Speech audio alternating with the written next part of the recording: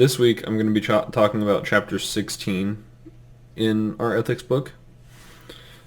This chapter follows a young communications professional working in her first legitimate job in her field.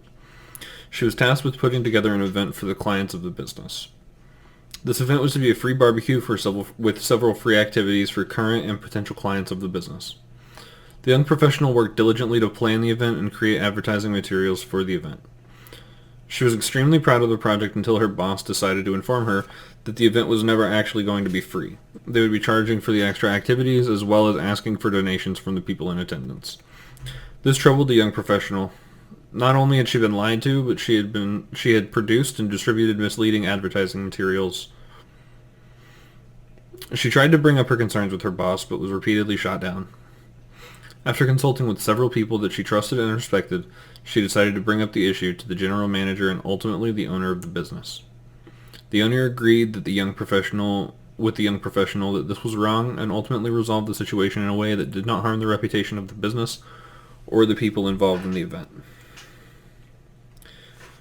The answers to the questions from the chapter. Number 1, I would recommend something along the lines of a dog festival with attractions for both the dogs and the owners.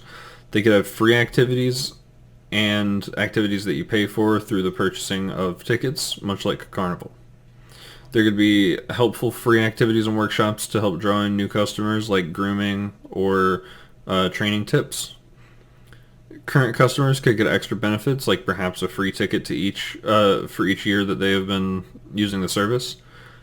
This would help customers feel valued while also drawing in revenue for the business. Number 2, I would say that placing the disclaimer in fine print where it could not easily be seen by most people would still be considered deceiving and would still violate the PRSA Code of Ethics. I personally would not be comfortable creating an advertisement like this. Even if it was compliant with all relevant ethical codes, I personally feel that it's an underhanded trick and is not necessary. Doing something like this could still damage relationships with current and potential clients. Number 3, I think that unethical behavior should be reported, but going above the person doing it should not always be the first choice.